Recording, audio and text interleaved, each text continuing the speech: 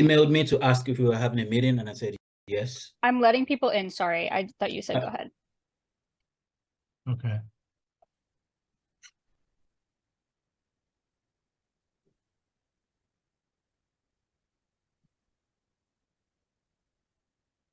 Okay, so why don't we get started? Recording in progress. Hopefully Jerry will join us. So I'd like to call the meeting to order, and we'll do attendance roll call. Paula? Present. Carrie? Here. Kevin? Here. And Rick Lopez? Here. So in terms of tonight's agenda, welcome everyone. Large crew there, that's good. We're going to approve the minutes and public comment. And then we have several topics to go over. One is reviewing a request to extend the compliance time for 601 Haverhill. A second is to do a formal administrative hearing for 110 Main Street regarding a tobacco violation. We'll also hear from Martin Busby regarding a nicotine-free generation policy. We'll have a discussion about the ban on animals or birds at 166 High Street.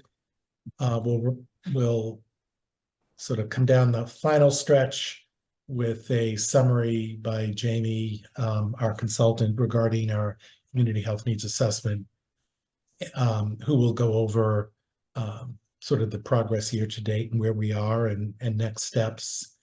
And then we'll wrap up with a day doing the monthly report. So that's pretty solid agenda. And why don't we just get right into it? In terms of the minutes from our last meeting on February 8th. Hi, Paula. Yes. Are you surprised? No. I'm sorry. No. Just a couple of in the paragraph on the bottom of page 2 regarding during the discussion of the Yangs. Yes. Just how it read was a little awkward to me. Where it says Ade Solarin proceeds to announce the process that needs to be followed by the Yangs. They will come in front of the board in March to lift the ban, and if that's granted, apply for a new permit, and then it's period, and then it says follow those instructions, give site plans, list all materials being used, and then inspection. It's sort of a broken up sentence there. yeah. So for a suggestion, they need to follow these instructions, give site plans, list all materials being used, pay, and then have an inspection. Does that make more sense? Okay. Yes, I believe it does. That's all. That was it. Just a was it. little rephrasing. Do you have that, Cassidy? You do. Thank you, Cassidy, as always. You do a great job. So I'll make a motion to approve the minutes with the edits that we've just reviewed with Paula. Do I have a second? Second, Carrie. Roll call, Paula. Yes. Carrie, you're on mute. You're on mute, Carrie. I'm sorry. Yes, my cat was screaming. I was trying to spare you. Apologies. Yes. Yes, Rick, yes. So the minutes are approved. Now, in terms of public comment, I know we have a number of people, but I think, and I'd kind of ask a day about this.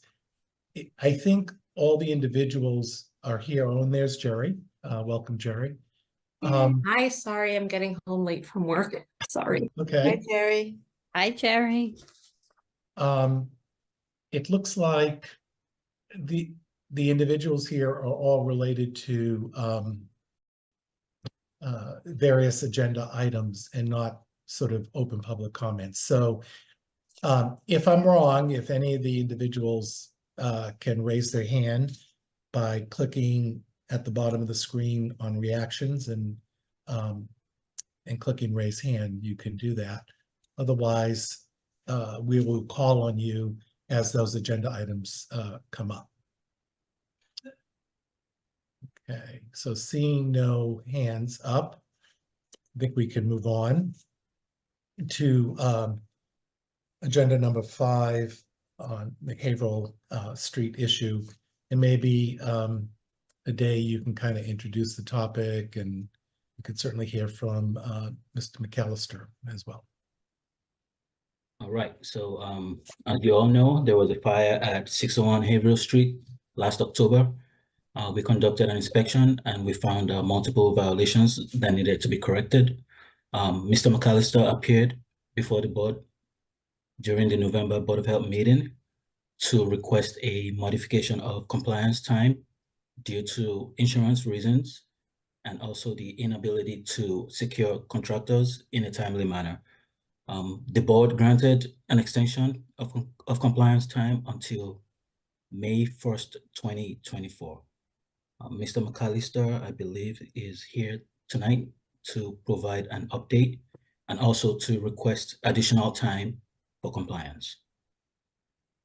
Okay, am I on? Yes. Yes. Okay, first of all, thank you for putting me on the agenda. And I am here to request an extension, and I'd like to give you a little update on what's happening. We finally reached a end agreement with the insurance company on what's they're responsible and what I'm responsible for, probably a week ago.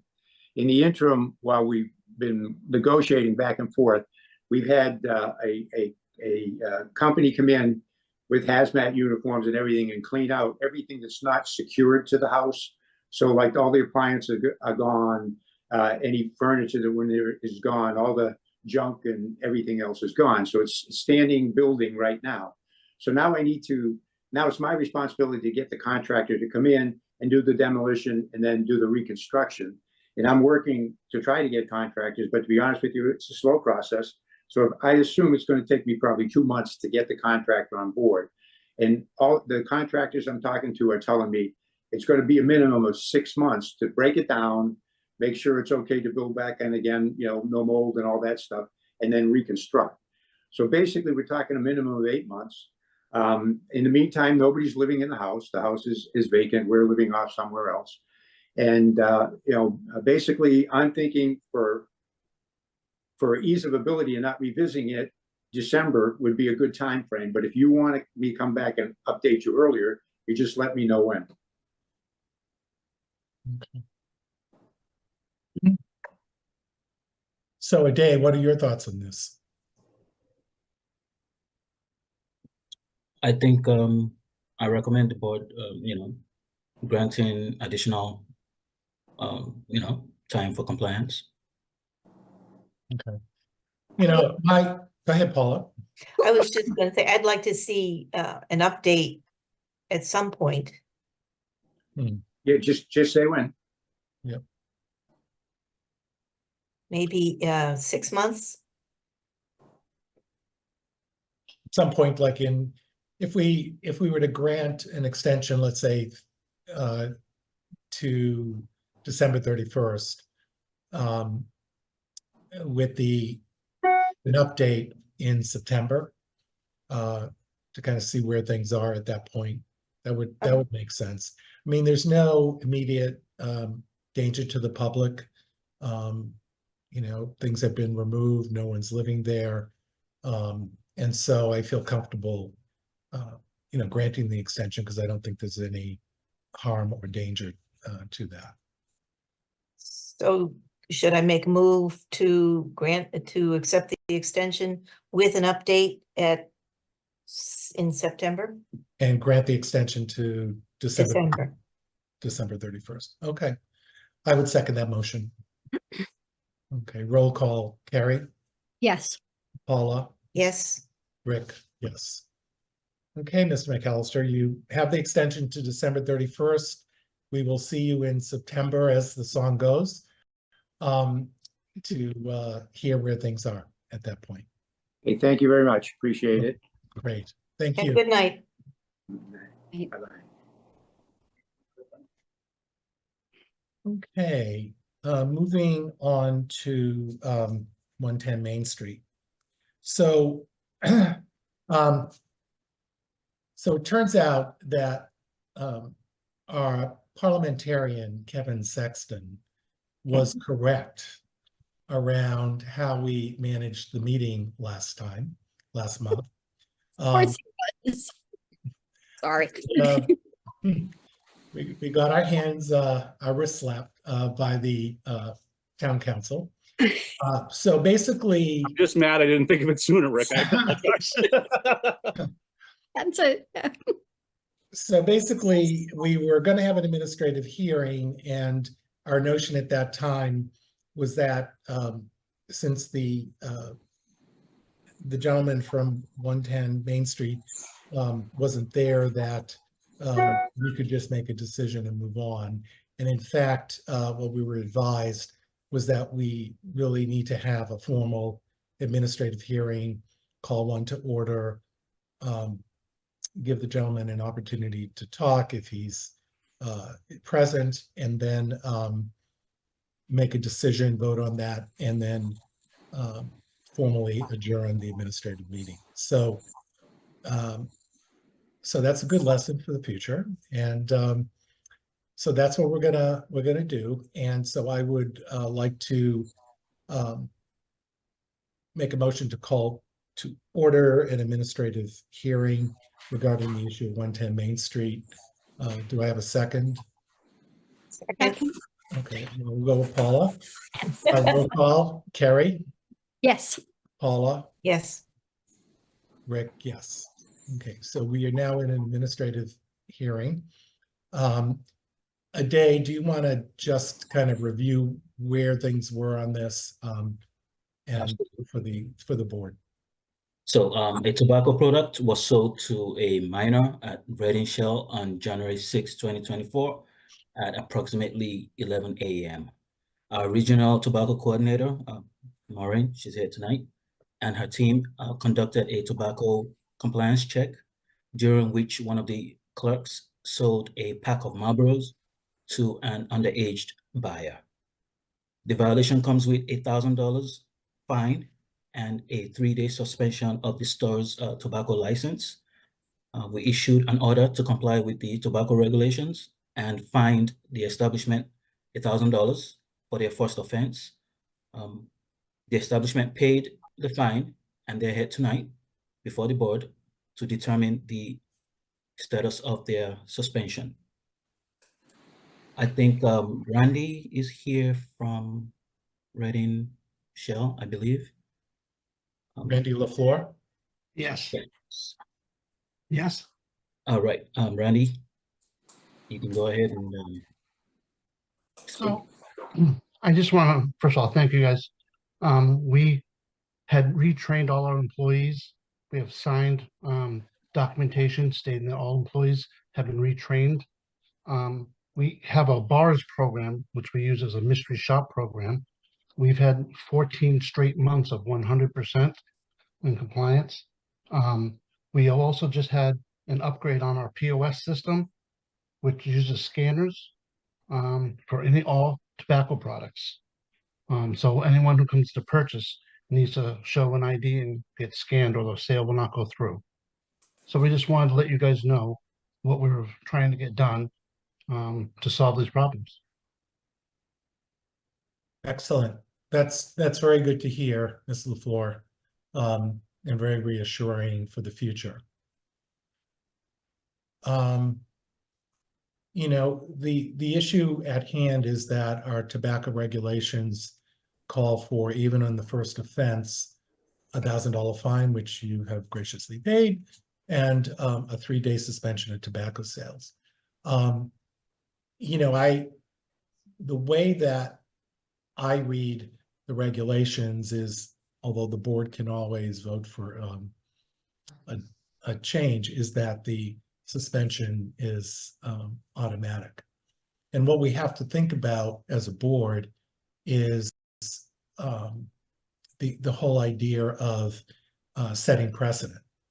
You know, if there's an extenuating circumstance or some circumstance that warrants a change from the regulation, then we can certainly consider that. If not, I think we need to be, you know, fairly consistent on that. So I'd be interested on, you know, thoughts from board members in terms of this situation. It sounds like going forward, you know, sounds like Mr. LaFleur has done a lot of good work in preventing this from happening again, but it certainly doesn't negate, you know, what happened in January and potentially what's been happening in the past year or two, which, you know, we haven't been aware of. So any thoughts or comments regarding this from the board members? Or any questions for Mr. LaFleur?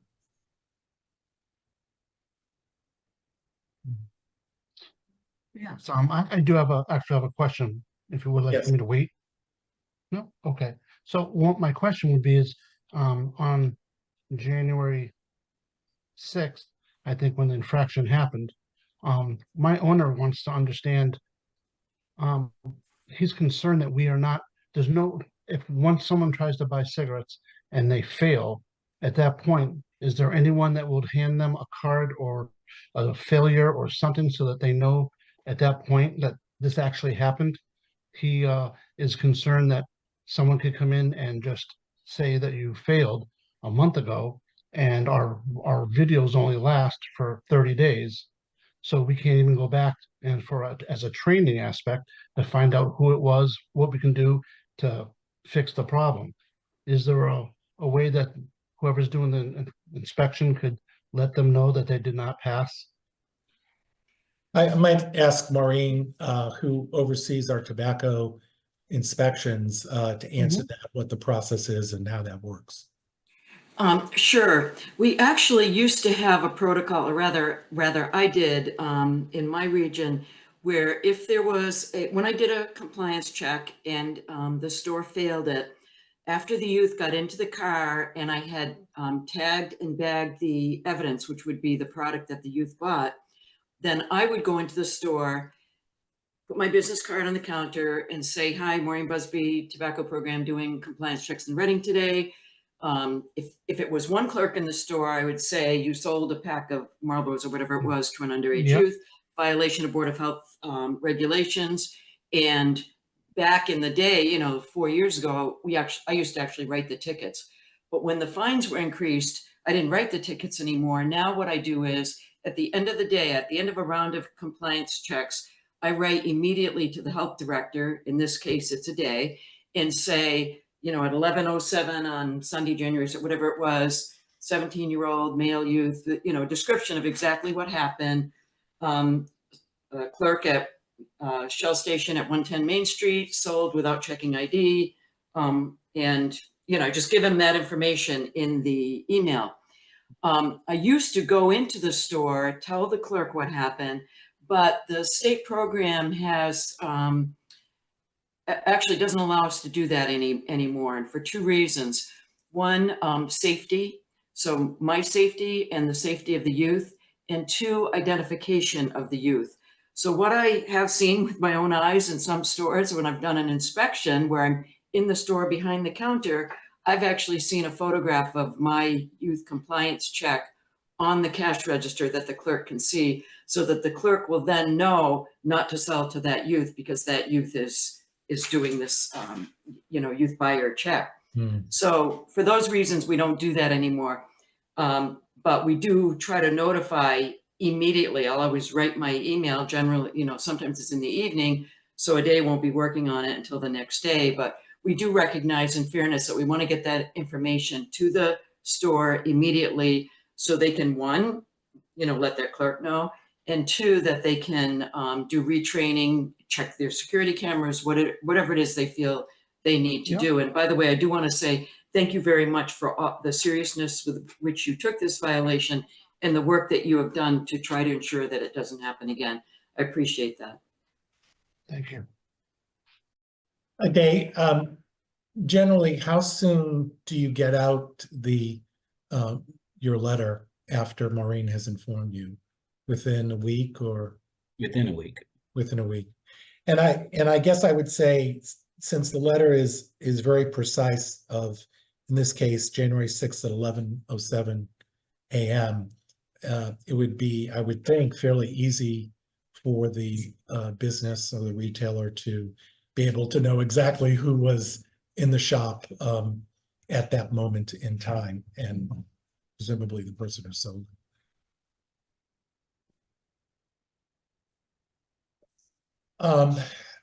Getting back to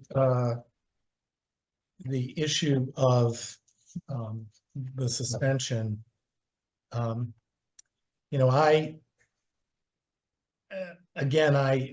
concerned about precedent setting and unusual circumstances in terms of decision making.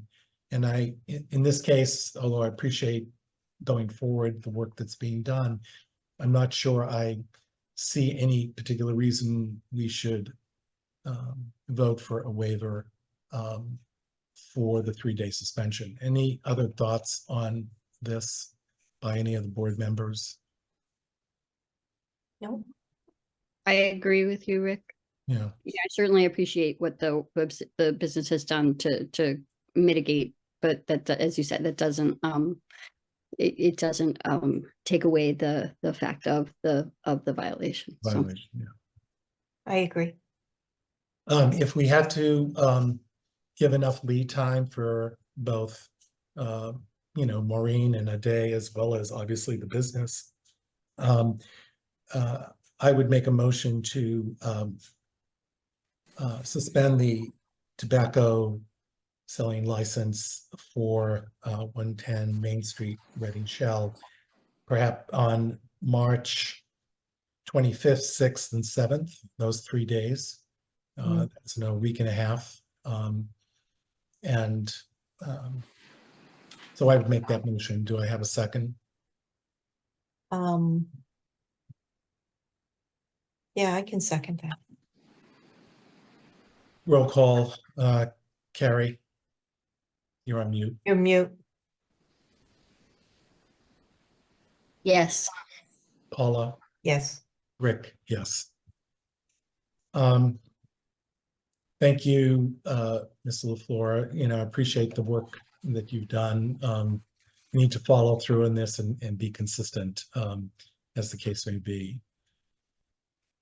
With that, I make a motion to close the administrative hearing. Do I have a second? Second. Harry, second. Roll call, Paula, Yes. Harry, Yes. and Rick, yes. Thank you again, Mr. LaFleur. Have a good evening. Okay. Next on the topic is a topic we've discussed before, which is nicotine-free generation policy, which is something that Brookline has done and several other towns are considering. And we were waiting for the Supreme Judicial Court to make a decision on this. So, Maureen, you want to update us on where things are with respect to this? Sure. So as I'm sure you're aware, Friday morning, the decision came from the Supreme Judicial Court that they upheld, unanimous vote to uphold the Brookline policy. And furthermore, they really emphasize the importance, the right of local public health to adopt regulations that protect and improve the safety of the residents. But furthermore, really, and I'm paraphrasing, but pointed out the importance of local public health playing a leadership, historically, playing a leadership role in important public health policy. So anyway, that was an important decision. I'm grateful to the SJC, and now for the, let me see, I have four of my 7 communities have already held the public hearing and didn't vote at those public hearings because they wanted to hear what the SJC would decide. And then 3 of my 7 communities voted when I did make a presentation to them about this policy, voted to wait until that SJC decision came down before deciding whether or not to hold a public hearing.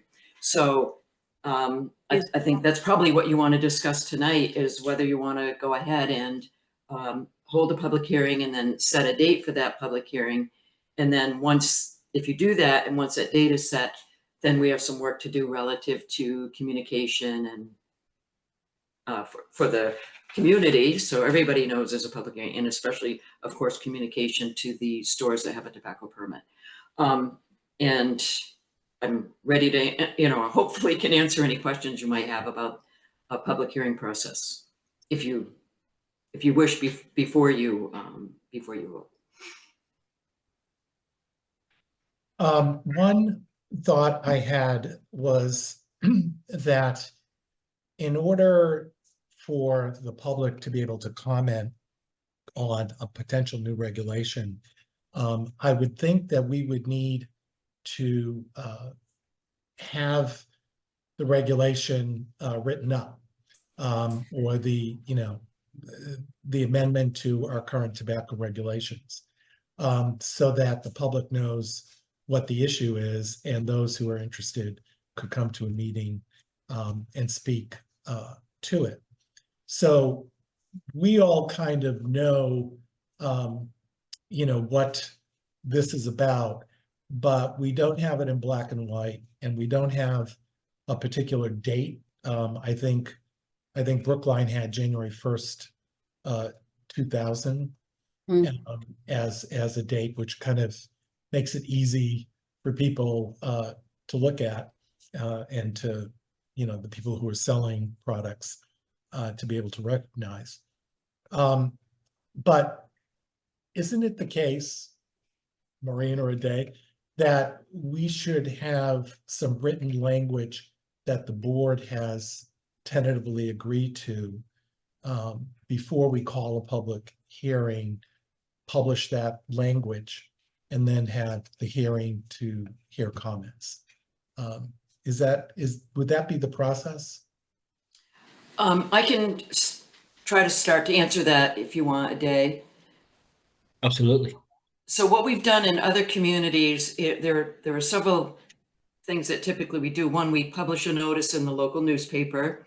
Now, of course, many households don't get a local printed newspaper anymore. So it can be social media, the newspaper, social media, the town website, physically in the town halls. We'd follow all those regular things that we would do. The notice would contain the 2 paragraphs that you would add into your amendment. If you are considering this, you'd be considering amending your current tobacco sales regs by inserting these 2 paragraphs. And I don't have them in front of me, but basically they say, no one born after the date of blah, blah, blah shall be able to purchase tobacco products in the town of Reading. And then the second paragraph is basically, and anyone who does so is subject to this, these penalties. And that's what was done in the other communities. I have that language. I can send a copy of a notice that the last community to do it was Malden, had a public hearing in January, and I can certainly share that notice with you.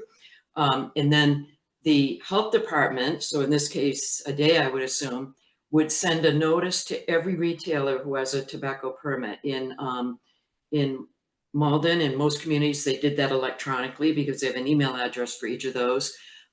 In the communities where there's been a public hearing so far, I also hand delivered a paper copy of that notice to every single store, and mailed in the U.S.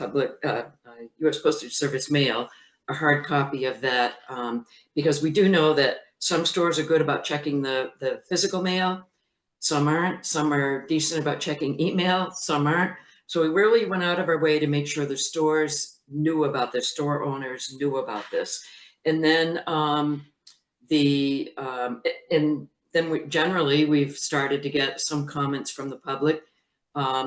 Sometimes comments to the health director, sometimes comments to the board chair, sometimes comments to all board members. And in the 4 public hearings we've had so far, those comments might be from tobacco control advocates, or they might be from retailers, tobacco distributors, tobacco lobbyists. So anyway, that's been the experience we've had so far. And then when there is that public hearing, it's a public hearing, so it's a one-way presentation of comments. The board, as you know, doesn't say anything, but they listen to all the comments. And then when everybody has had a chance to speak, generally everyone is offered the opportunity to provide additional written testimony, whether they were there at the meeting or not. But some period of time, I think mostly it's been 30 days. So from the date of the meeting, people would have an additional, and this is something that you folks can decide, but would have an additional 30 days to have, to provide additional comments. Because in a public hearing, someone might go first and then they hear people, 10 people speak after them, then they wish they had said something else. So this gives that, and because every person gets a chance to speak once, they can't get back in line and speak again. This gives them that opportunity to add some comments that they wish they had said after they heard everybody else speak. So it seems like a very fair way to collect information, comments, opinions about an important public health policy. That's good. Great. So I think that's a great process. I feel like if you could, this is going to take some time, but if you could provide the language that 1 or 2 towns, the language you think is the best, that one or 2 of these towns have, proposed as a change in their regulations, you could provide that for a day and share it with us. It would seem like at our next meeting, we could review it, discuss it, and if we're in agreement with that language, we don't want to tweak it at all, we could then vote to have a public hearing based on the language we agreed to. And then, that notification process that you discussed could happen. So it might be that we agree on the language and vote to have a public hearing in April, and then have a public hearing subsequently, and then maybe a 30-day follow-up from that. So it seems like that would make the most sense, but I'm open to any other suggestions or thoughts. So from my understanding, we can combine both. So you can vote to have a public hearing tonight. You don't have to pick a date. You're just voting to have a public hearing. And then I can work with Maureen to get the language, get everything ready. If the board wants to see it, I can always email it to the board. I don't think we need to wait till the next meeting and then wait another month and, drag it out. But yeah, we can combine everything and make it happen. Well, we could do that. And the one caveat to that is we can't deliberate outside the meeting on the language. So I think if you worked with Maureen, came up with proposed language, sent it out to board members, and we could give our feedback directly to you. And if it appears that there's consensus, looks fine, yes, exactly we could follow the process you said. If people have different thoughts about the language, the date, or something in that language, what we might do is we could call a brief, half-hour meeting before our next meeting just to kind of iron out any details. But if there's consensus that you get back, then we can go with that. do board members feel comfortable with that, or? Yes. Yeah. Kevin, yeah. Yeah, I just had a few questions while we have Maureen here. Nice to see you as always, Maureen. Thank you. So- Nice to see all of you. So I always, my brain always works towards implementation, right? So what have you seen so far as how it all works? We have pretty hefty fines on the books, right? And this is really going to drastically increase those fines potential to happen if someone doesn't have a scanner like the last manager who was just speaking. So what have you seen so far from that standpoint? What are you hearing at the state level? Because these are always breeding grounds for the state to just come in and do it to all 351, right? And so that's, is there talks, timelines and stuff like that? I'm just curious about the implementation part of it. Yeah, no, those are great questions. So I'll answer the last question first. State Senator Jason Lewis's legislative director has already reached out to me to meet to talk about this. And by the way, Senator Lewis had already asked for draft language and had indicated a willingness to file this in the state Senate.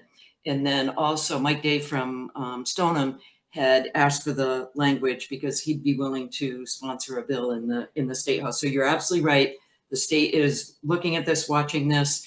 And I had a lot of people reach out to me, because they knew I was working on this in my communities right after that decision came out. So there's a lot of interest for sure. So that's that part of it. So the other part, in terms of implementation, in the other communities where we were just one step ahead of you, that's all. There's been a public hearing.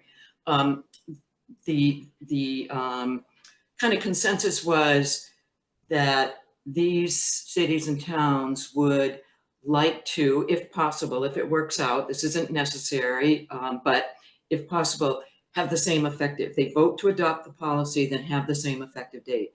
So we have talked with those communities about what that would look like. And in terms of the birth date, because right now we have the age restriction, now we're going to introduce a birth date restriction. That birth date restriction, you're right, wouldn't be 1/1/2000, which was in Brookline because that was 4 years ago. So it would be 1/1 through 2004. I think I always have to write this down on paper to get the math right. 1/1/2004. So no one born after 1/1/2004 would be able to buy tobacco, and our definition of tobacco includes all nicotine delivery products from Massachusetts. So if we say tobacco, we mean all nicotine products. So no one would be able to buy tobacco products if they were born after that date. So it's pretty simple language. And also Brookline, which is, as we know, is the only community in Massachusetts, actually in the United States, that has done this. It makes the work of the clerk actually easier because they only have one date. They look at a license and that license just has to say the birth date is before 1/1/2000. They don't have to worry about what today's date is. They just look at that license. Person was either born before 1/1/2000 or born after 1/1/2000. So they can buy or they can't buy.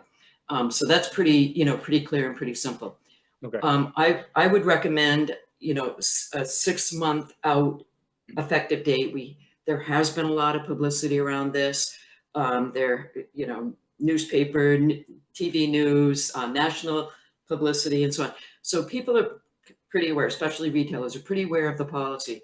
But I would recommend, an effective date 6 months out. So depending on how all these communities fall, it might look like something like 1/1/25. So effective 1/1/25, no one born after 1/1/2004 would be able to buy tobacco. And in terms of the language, all 4 communities that have had a public hearing and provided a notice to everyone, they've all used the same language because it's really, really simple. It doesn't mean you can't tweak it, but just to, if you decide to have a separate meeting, I think it'll probably take you 5 minutes because it's literally 2 paragraphs. Okay. Date and making sure it says, and if somebody violates this, there's a penalty. Right. So in regard, thank you very much for that. That's actually, really useful information. I think the one point I got from what you said was the way you structure it is you can't buy it right now, right? So you're putting the date, effective date on it for somebody that currently cannot go out and buy product in our town right now. We're not changing that part of it, right? Because you're going to just go back to basically 20 years back. And Right. so you're only 20 years old. You can't purchase a tobacco product in our town currently. Right, That's that's an a real, important part of it. it's right? that, I'm so glad you said that. That's really important It is. for, and we try to make From an sure, understanding standpoint. So it's like, we're not restricting it for you. You can't have it right now.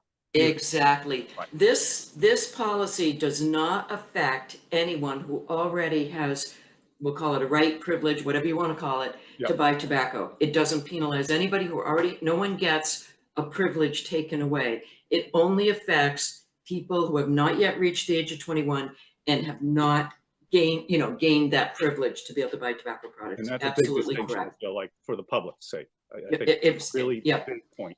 And I think it's, but- I think it's one of the beauties of this particular Yep. policy is it's not snatching something away from someone who just earned the, the privilege of buying, and now we're telling them they can't buy. You are So correct. the funny thing in regard to that, when this all comes around, because I do have a feeling that it's going to go to the state level. If we start to adopt it, you're actually going to create a chasm of people that now can, that couldn't. Right? If it's like 3 years from now, there's like that, which is, I know it's like Yeah. semantic, but I just find that's Right, right.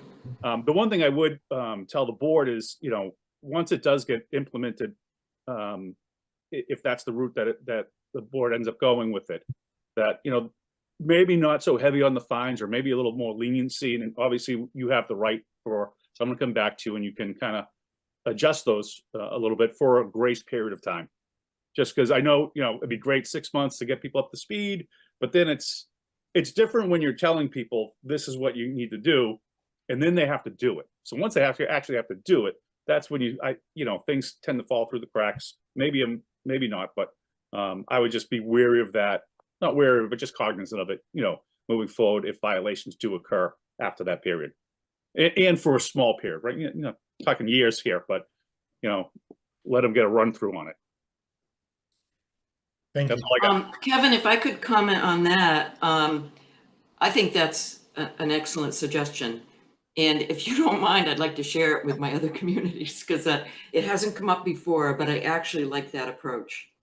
We're not trying to penalize, we're trying to make sure people don't You're trying to educate. violate this. You're trying to educate these store owners and these managers and the clerks, right? That's kind of the goal here. And give them a chance. It kind of reminds me of the flavor ban. When the flavor ban happened, 1/1/20, the statewide flavor ban, 1/1/20, and for months I went into those stores and all I said was, you can't carry that. No one got a fine for it. We spent a lot of time making sure people understood, no, that's a flavor, clove is a flavor, or whatever it might be, and with no fines, because we wanted to educate them and get them into voluntary compliance, not penalize them so heavily with the fines. Selling to a minor is a whole different story under state law. Sure. That's state law. Sure. That's Absolutely. done. But yep, Yeah, great it's just, idea. implementation is always, like I said, it never works out the way you think it will on paper. That's all I got. Thank you. So is the board going to vote to, have a public hearing, or do you want to do this at a subsequent meeting? No? Sure, I would be comfortable making a motion that, I would make comfortable making a motion that, that we hold a public hearing on the nicotine-free generation policy, contingent upon, board members offline, without discussion and without change, approve whatever language a day you send out to us in the next week or two. And that if there is disagreement, then we would have a short board meeting before the next one just to clarify it. But if there's total consensus on it, you'll let us know, and we can plan on scheduling the public hearing sometime I guess it would probably be in April sometime. So I would make that motion. Do I have a second? Second. Paula, second. Roll call. Carrie? You're muted. Mute. The cat is so fussy tonight. I just so sorry. Yes. Yes. Paula? Yes. Rick, yes. Okay. So that's the plan. I look forward to seeing this language going forward. So that'll be good. Thanks, Maureen. Great. Yes, Thank you all very much. Have a good night. You too. Take care. Talk soon. Okay, bye-bye. Bye. Okay. We're moving now to agenda item 8, which is the ban on animals at 166 High Street. And so, Ade, do you, and I think we have a couple people here who would like to speak to this issue. But Ade, do you want to just kind of capsulize it for us? Absolutely. So I'll just make this brief. The occupants of 166 High Street are here tonight to ask the board to rescind the cease and desist order and allow them to keep birds on their property. I believe Mrs. Yang and Lena Yang is here. Also, the Colin is here as well. The neighbors at 172 High Street. Okay, so not sure where we should start. Can one of the Yangs or Lena or want to speak first and speak to, your thoughts on this issue of the question at hand is whether to lift the ban on animals at 166 High Street. Yes, thanks so much. Hi, everyone. Thank you for taking the time and happy almost Friday. Really appreciate the time on the agenda today. So I've taken the time to, really review all of the rules and regulations in detail. As we said, the, biggest change is that, I'm now stepping in to help and be responsible for adherence to all of the town rules and regulations. Really stemming from once I got involved, we were able to fully comply with the cease and desist letter. As since the last meeting, there's been no animals on the premises. Everything has been removed and we've been in full compliance. And so, taking this time and reviewing the rules and regulations in depth, I have a clear understanding of all the necessary steps that are needed going forward. So mainly those that were listed in the letter. One, limiting the number of poultry to 6. So we would absolutely adhere to that. There's just 3 ducks and 3 chickens that we would like to bring back. So we would absolutely adhere to that limit. I think the second piece that was noted was, of course, the license piece. So I'm very clear on, that application process. And as mentioned, happy to work through the details of the plot, measurements, ensuring everything is up to standard, and then working with Ade, to ensure that and having that inspection, as was mentioned earlier in the meeting notes. Also, understanding the regulation around each poultry needing 2.5 square feet. So it would absolutely ensure that we would have 15 square feet or more for the 6 animals. And then that would all be part of the plot plan, that we would review with Ade and have the inspection on before bringing any animals back to the premises.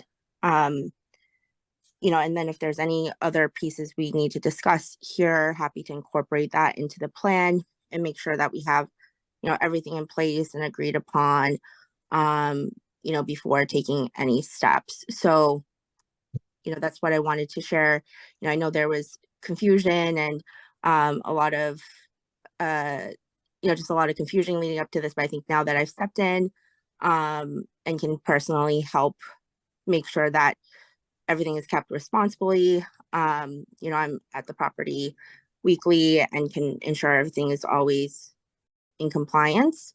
Wanted to take this as a new slate and having these new processes and understanding in place to move forward. So the ask is for the board to consider lifting the ban, and again, would follow all the steps required to get the license back in place, or the license in place before taking any steps in terms of bringing back any animals. And, very clear that it's 6 poultry total. So it'd be 3 ducks and 3 chickens. Thank you, Lena. I appreciate your comments and your thoughtfulness and your intent to follow the regulations in the town. I see Mr. and Mrs. DiMattei there as well.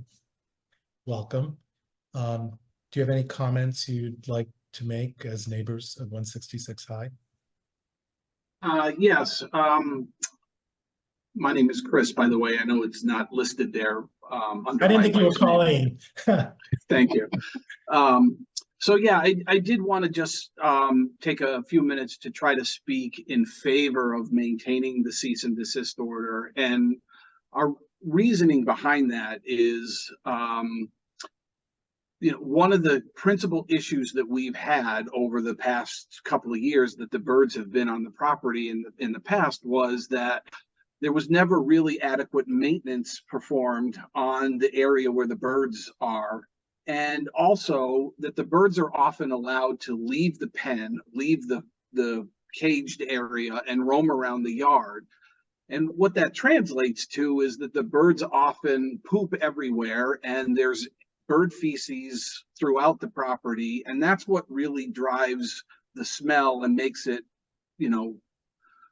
a bad situation for us as neighbors. So while I appreciate, the neighbors or the homeowners attempt to follow the regulations and to do, a better job of keeping the numbers within the permitted allowed amount, I'm wondering if maybe Ade could speak towards whether there's any language in the regulations or the permit that requires things like proper maintenance and keeping the birds from roaming around where it's harder to keep proper maintenance because they're now not restricted to a pen, but they're allowed to roam around a much bigger area, making it hard to clean up after them. Is that anything that's covered in the permitting process, or is that left up to the homeowner's discretion? It is covered in the permitting process. The birds are not allowed to roam around.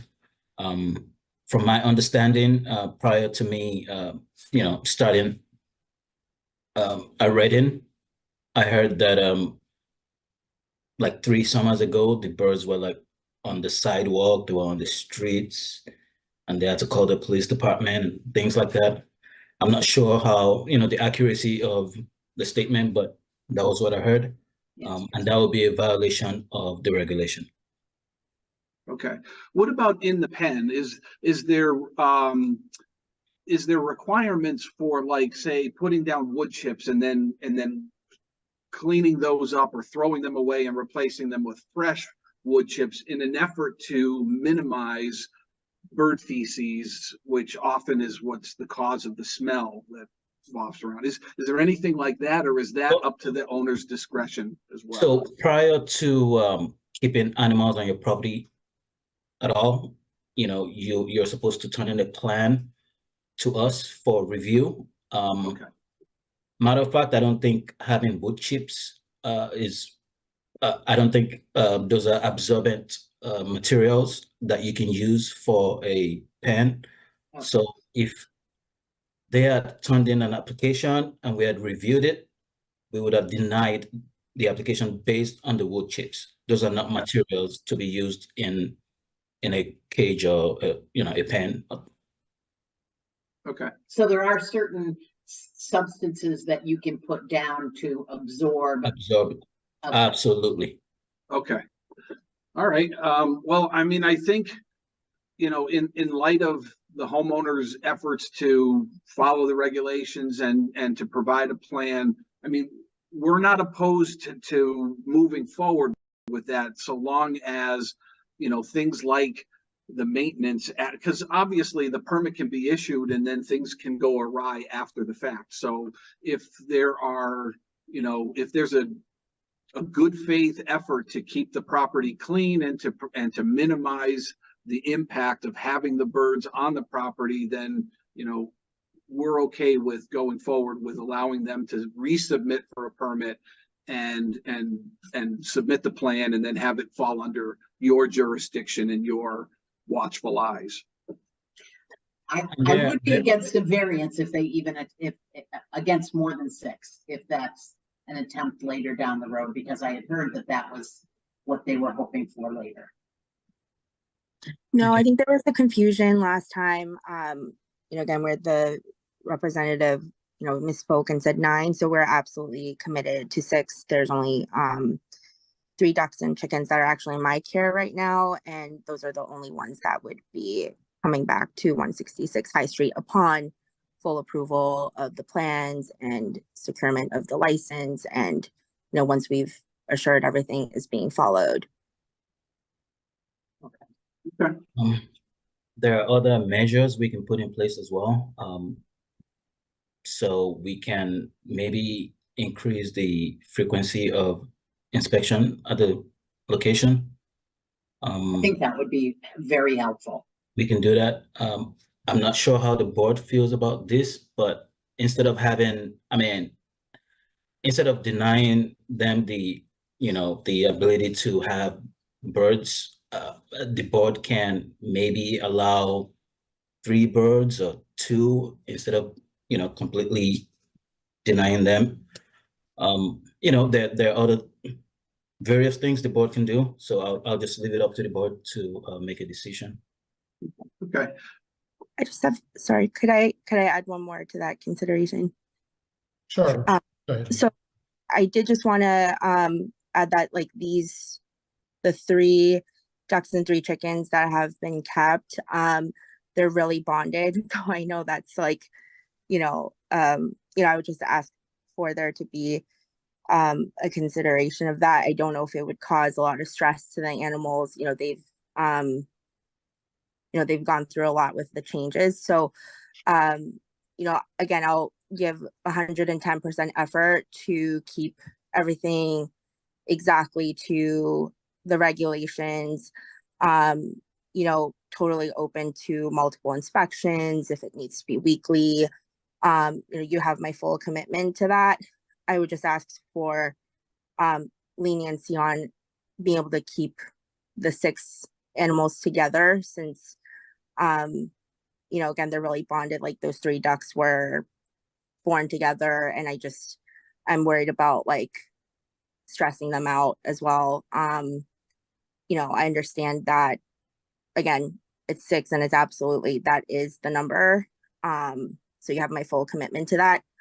I would just ask that, you know, the consideration be to keep them together if possible. Board members, any comments, thoughts, suggestions? Kevin?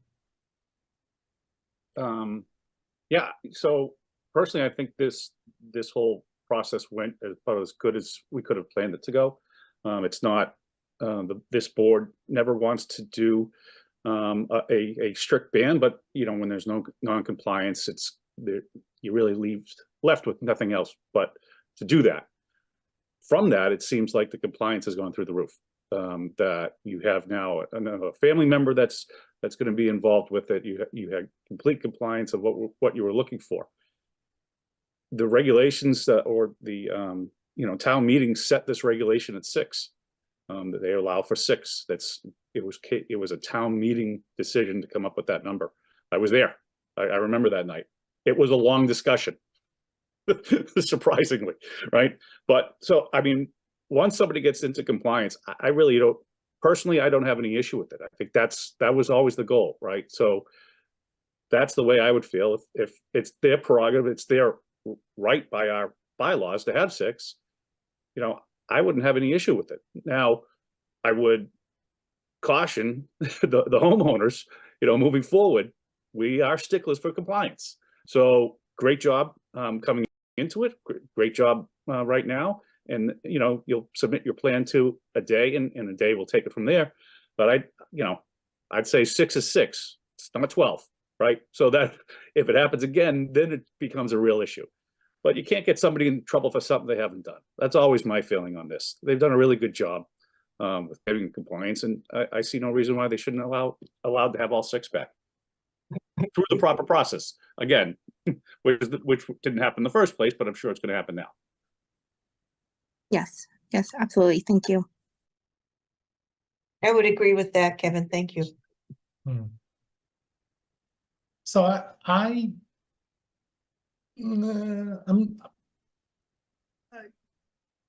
you know, in the case of the tobacco violation, I mentioned, you know, mitigating circumstances and to do a waiver, or, you know, setting precedent. And, you know, in this situation, and I totally appreciate both the DiMatteis, you know, their concerns, what they've had to live through, and their openness to going forward based on Lena's comments of, you know, commitment to compliance to the regulations. So, you know, this is, I wish the whole town could come together like this in other situations. But I won't go there. But in terms of, I'm muting. In terms of going forward, I mean, another possibility clearly, the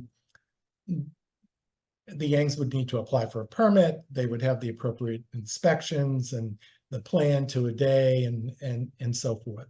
And I agree with Kevin that they do have, you know, ultimately a right to 6 birds. On the other hand, you know, the town has delegated to the Board of Health the authority to manage this regulation.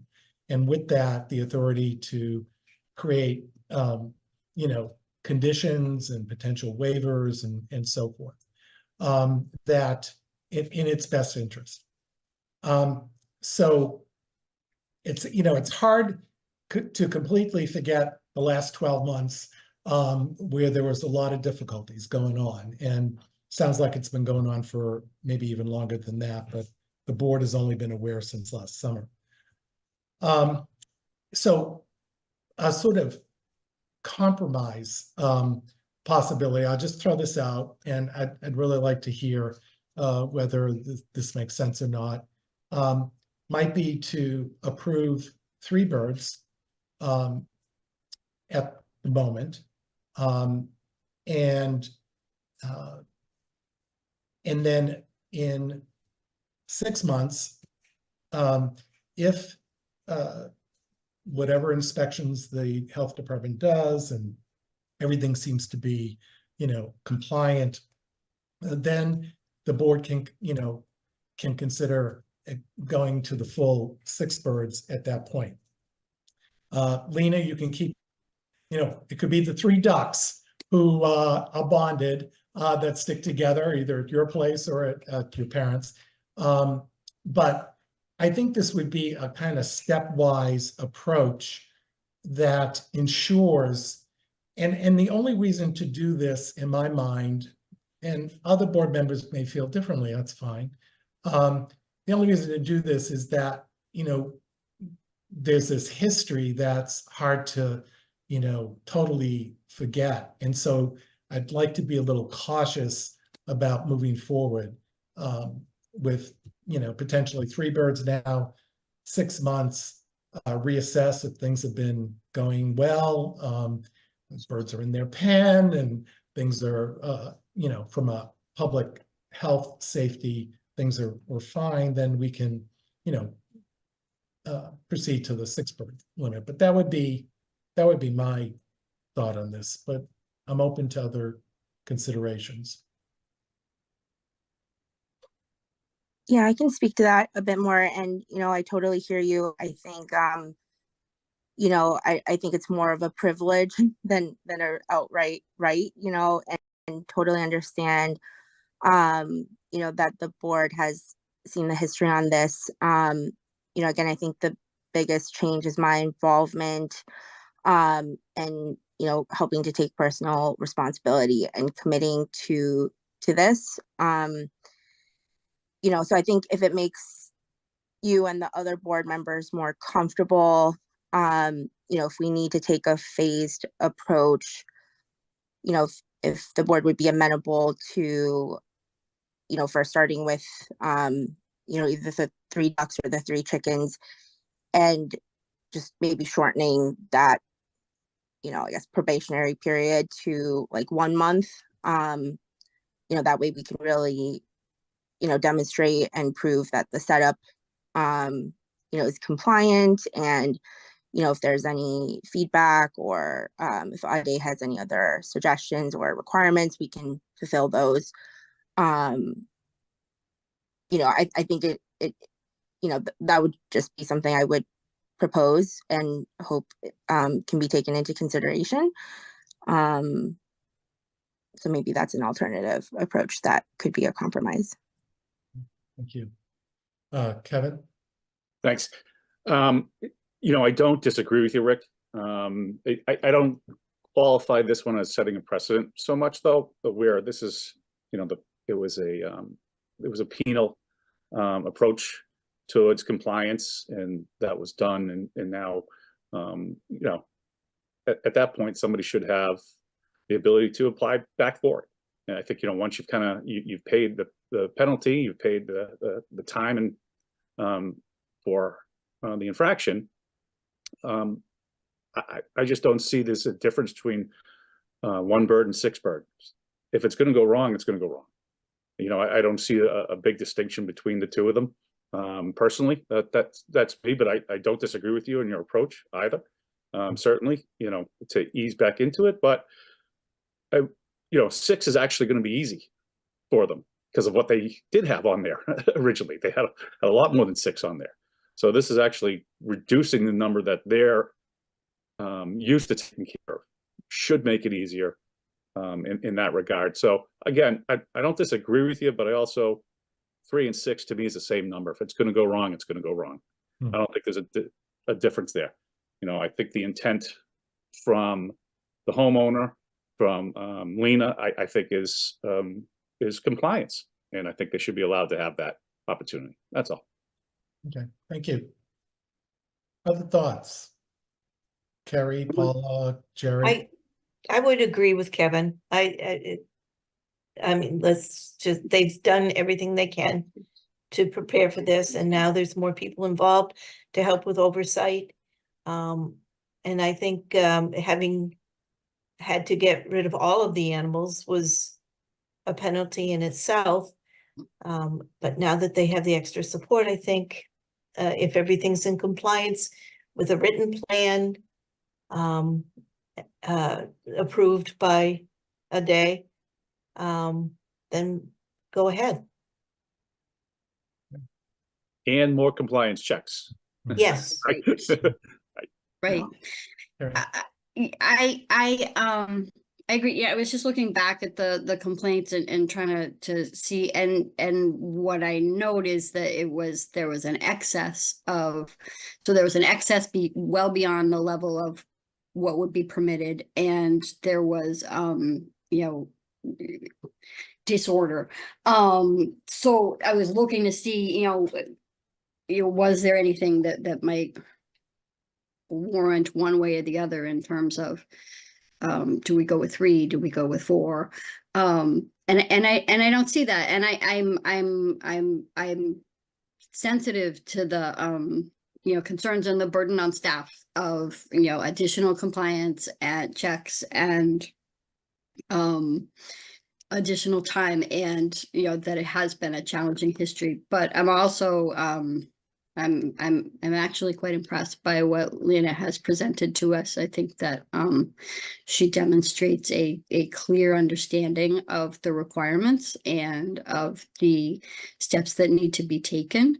And I'm inclined to say that, you know, as we say, with full clearance from a day of the plan is exactly as it should be. It includes all of the factors that we need, and that there's some, you know, success in, you know, agreement with spot checks, I guess I call them, then I think that I don't see, I agree that I don't see the difference. I'm not sure what we would gain by changing the number, so.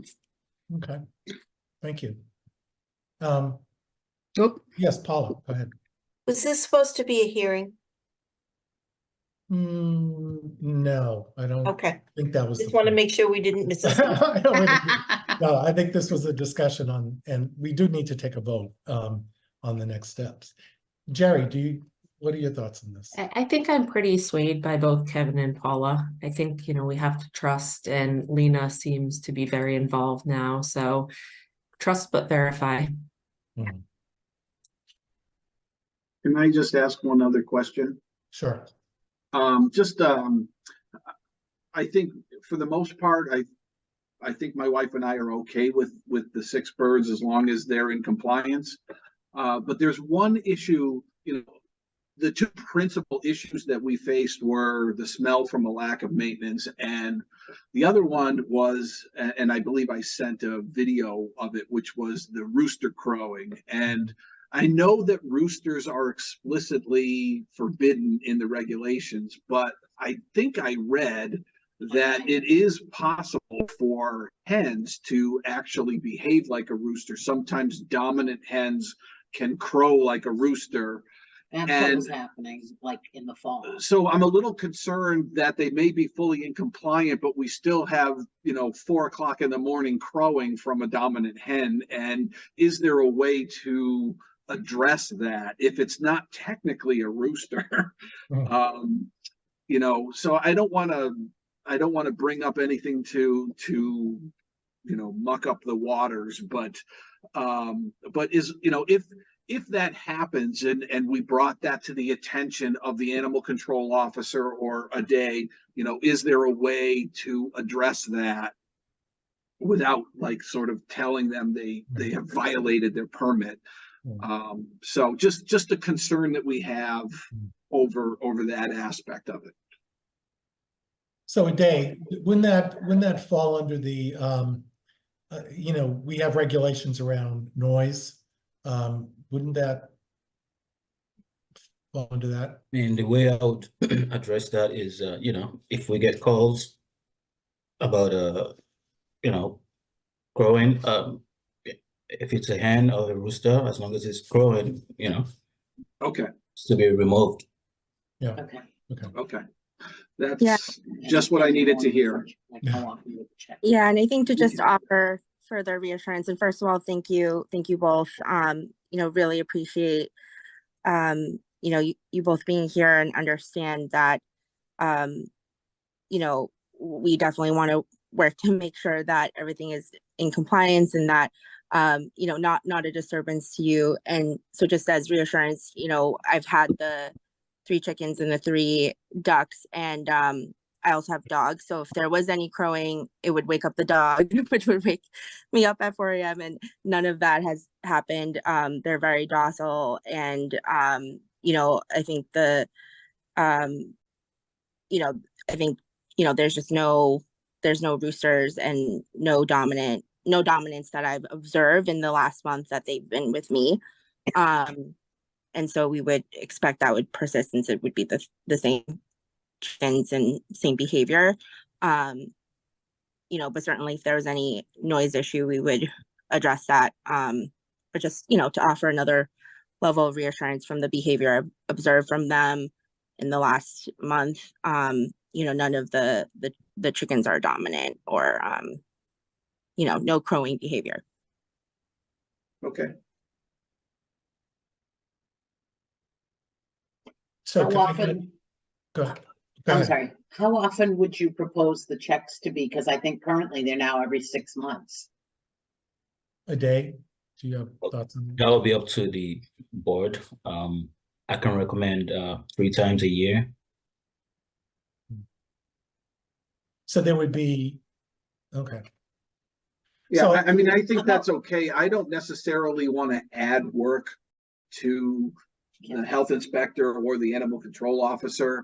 Myself and my wife will certainly be paying attention and will be happy to offer up any, any insights that we think might be applicable. So that's acceptable to me.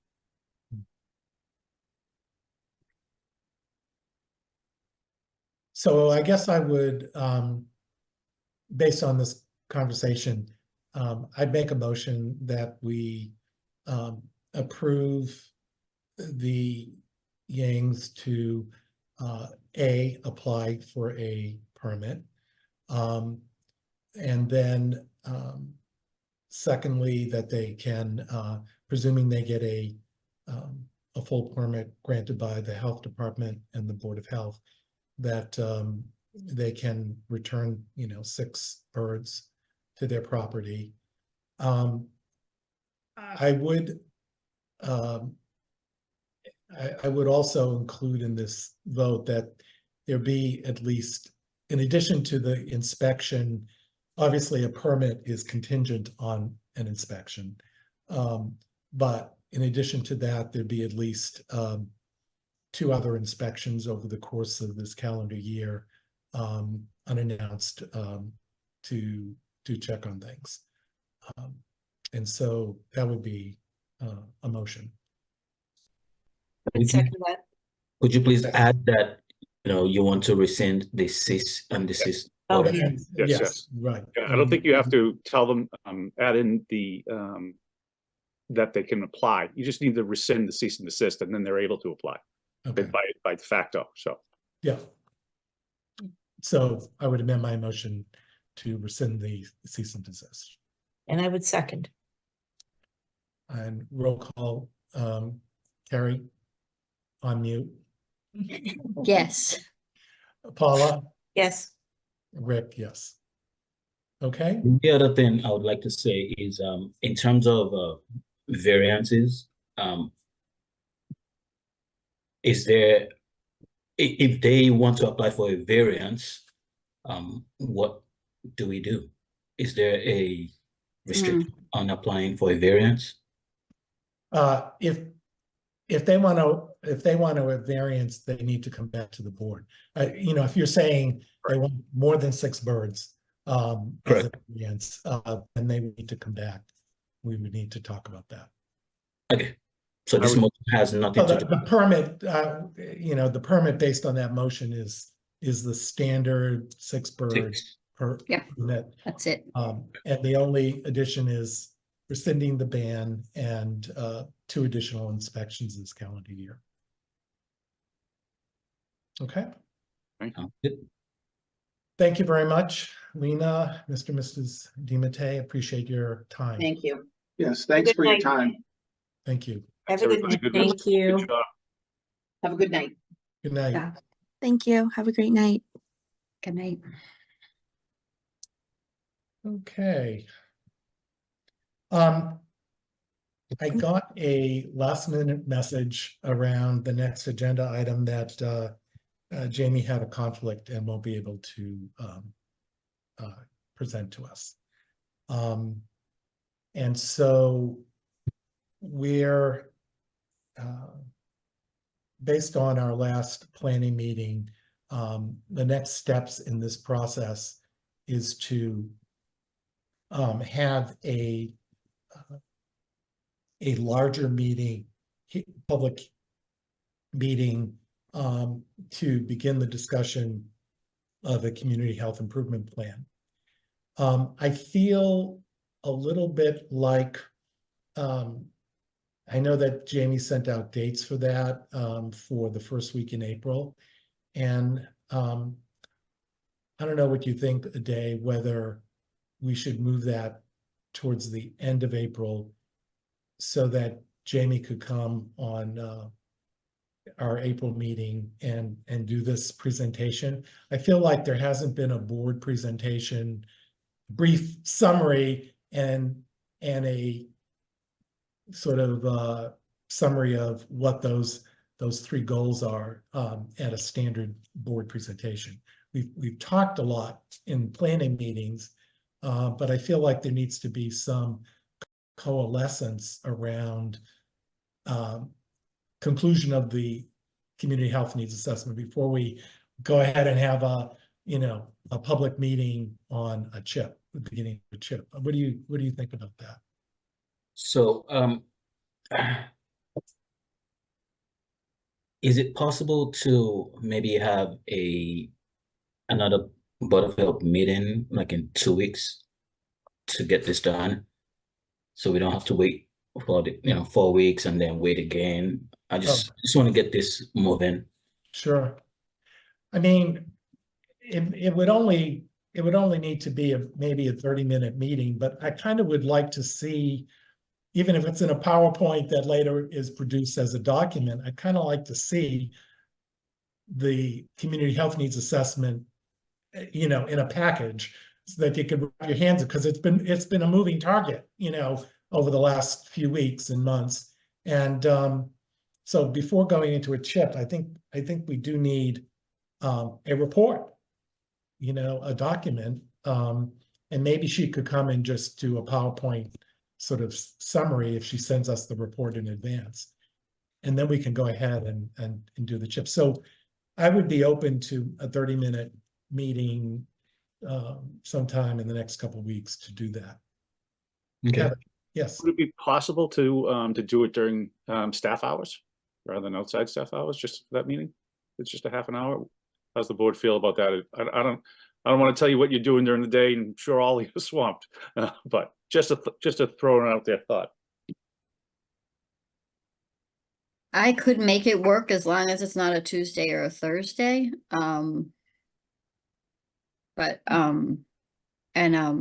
Yeah, stop with that. Yeah, most of the meetings have been during the day anyway. Planning meetings, yes. For planning meetings, yeah. So this would be a board meeting. And I was thinking one that Jamie could, I don't know what her thoughts were about a report on the community health needs assessment component. Something that if someone said something you could post on our website if people wanted to know what it's about. We just don't, because we've been building it, we just don't have it, finalized. Yeah, you can put it up there and just write draft across, all the Sure. pages, so everyone understands that it's in I process. mean, ultimately for her assignment, it includes a CHIP and a 1-year plan for a CHIP, but that could be added at the end of this report in a month or 2 or 3 when we're ready to do that. But the community health needs assessment should stand alone as the evaluation that was done. Oh, I see what you're saying. Yeah. Yeah. So I think that for tonight, the board can still vote to have a public hearing. We don't have to wait till the April meeting to vote to have a public hearing. If you vote to have a public hearing, we can do, we can start working on that, and then we can wait till the next meeting for Jamie to show up and give a presentation. And by that time, we have more information about the public hearing, and we can just, pick a date at that meeting and move forward. So, what I think, I can't remember which conversation we had this with, whether it was at the planning meeting or not. We had talked about launching the community health improvement plan process in a public forum with the board members and with other people in the community, leaders, government and non-governmental, to have a discussion about how to approach the CHIP, the community health. And we said we could do that in a public forum. But I don't think the idea is in that forum that, correct me if I'm wrong, that I'm not sure it's a public hearing, because that would say that individuals in the public can come forward and speak their minds. And I don't know how they can do that if they haven't seen the community health needs assessment plan and the proposed CHIP, nor have they heard what some of the ideas are about action plans in a CHIP. And so in my thinking, yes, we would have a public meeting, not a public hearing, a public meeting where the planning group plus others would, in a public forum, walk through a process to get some ideas about how to approach a CHIP. And then subsequently, we would have a formal public hearing where the public, interested public, who has now seen a document draft of what the community health needs assessment is, and they've heard some of the initial ideas about a CHIP, now they're educated to be able to come forward at a public hearing and, give input and comments on all that. So I think, I don't want to drag this out, but I also don't think we can have a formal public hearing when there's been nothing out there in the public around the community health needs assessment, and we haven't even had the discussion about a CHIP. I'm not sure what value that would be. Okay, I think, yes, but I believe the last meeting we had, so we're supposed to have a public meeting, but it's not going to be open to public participation. Right. And that's the difference between a public meeting and a public hearing. And a hearing. Public hearing is correct. It's going to talk about the community health needs assessment. Yep. How we got to the three improvement, the three statements, and then it's going to talk about the CHIP at the public meeting. Yes. Okay, so by doing that, we're opening it up to the public. They can see what we've done from last year up to that date. And then we set up a public hearing about maybe 3 or 4 weeks later.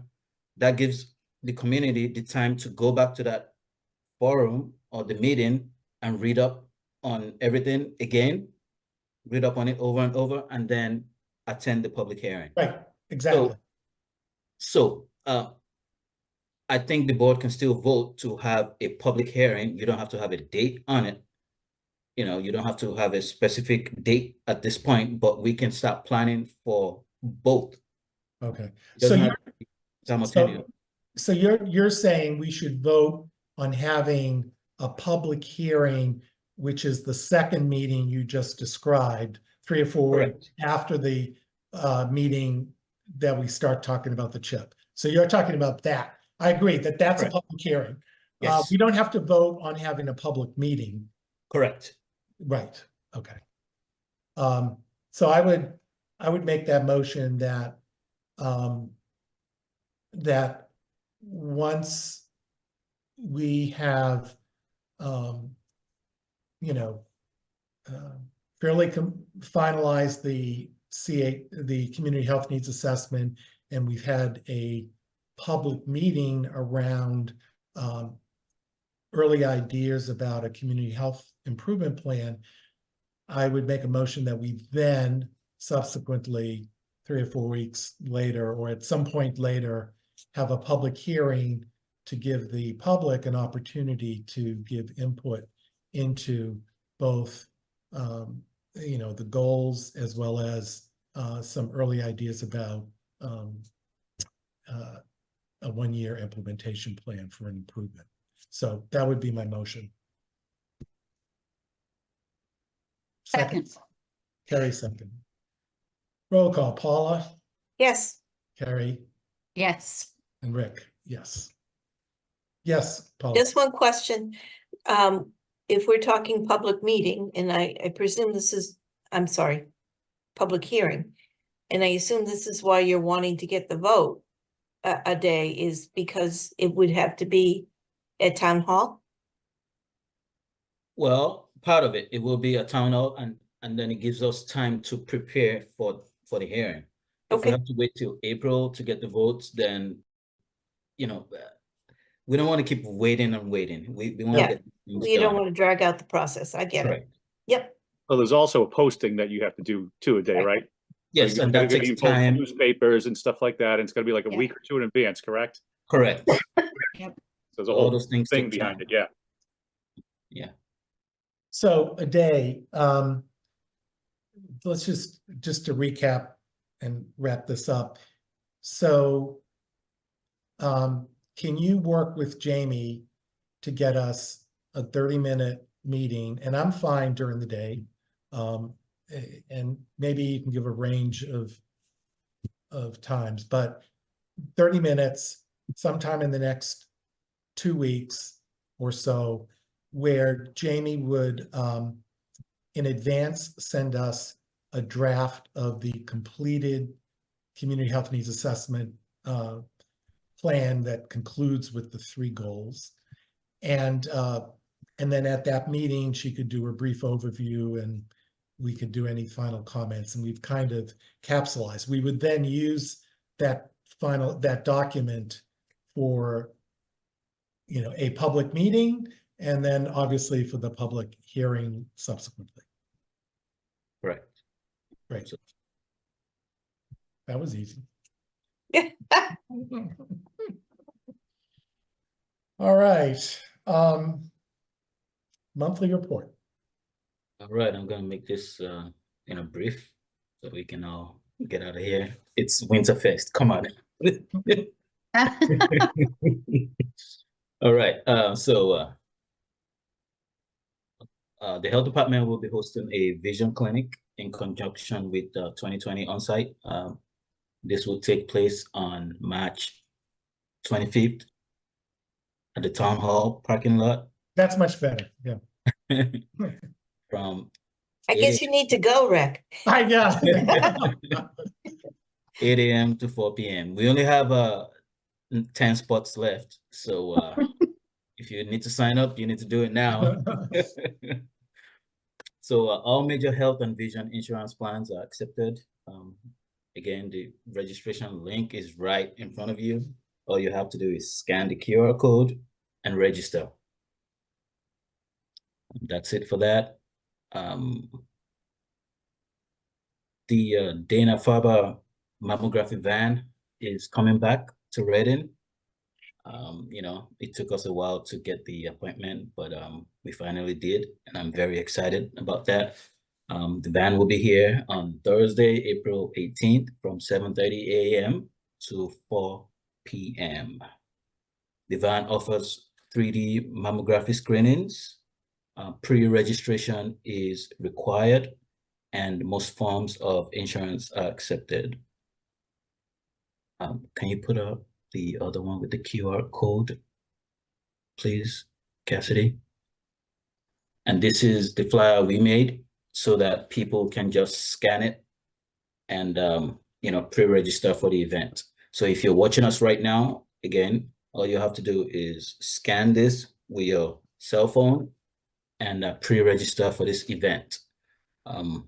Yeah, this right here is people love this, and the earlier you sign up for it, the better. It might not be available in 2 weeks, so if you need to sign up, just go ahead and do it now.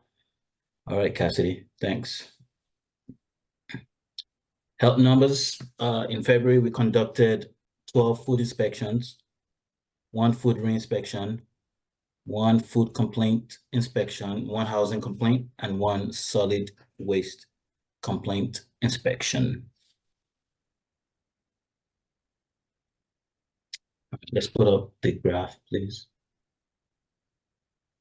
In terms of disease surveillance, from February 8th to March 14th, We had 4 probable cases of tuberculosis, 47 confirmed and probable cases of influenza, and 33 confirmed and probable cases of coronavirus.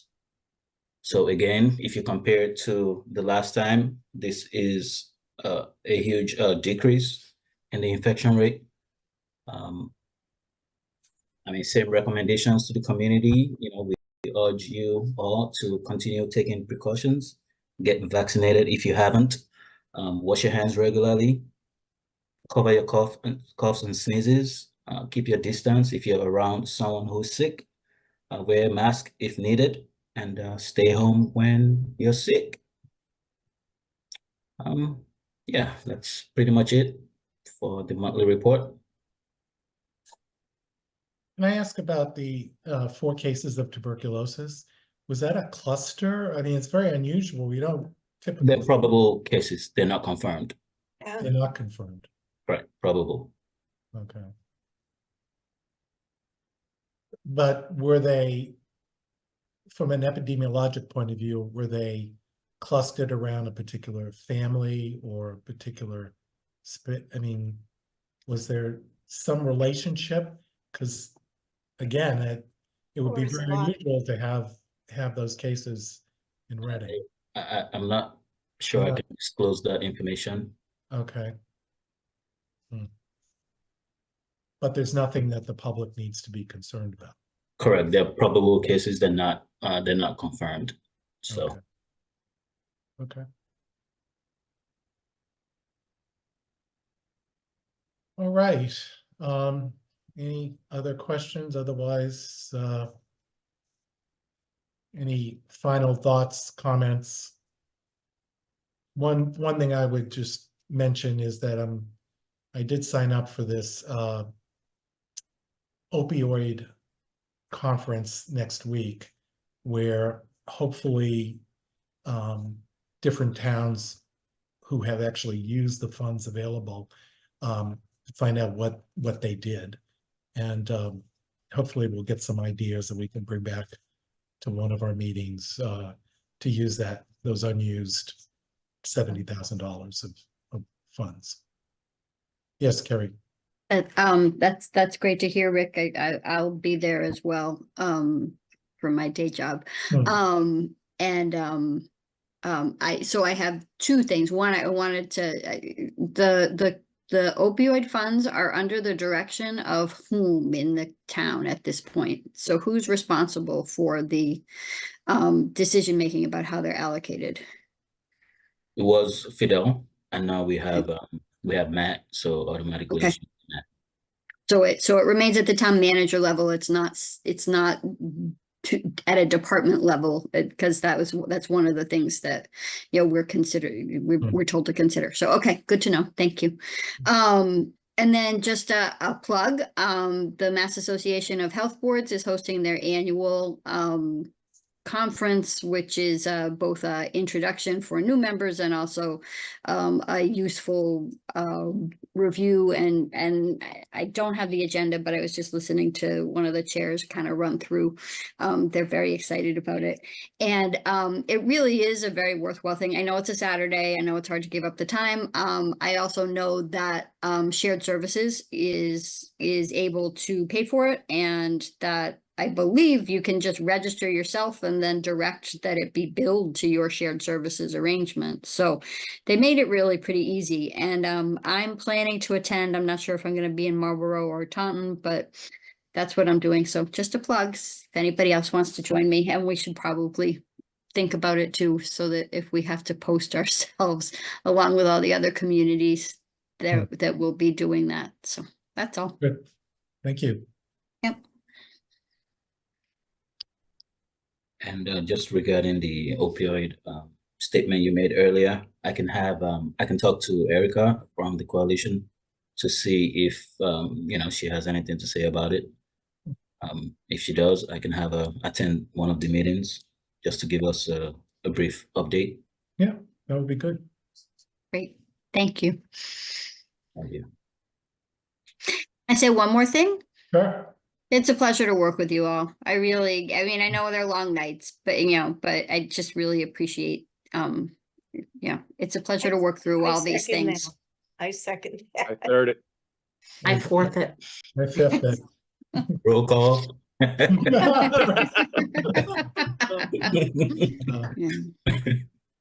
And with that, do a motion to adjourn. Do I have a second?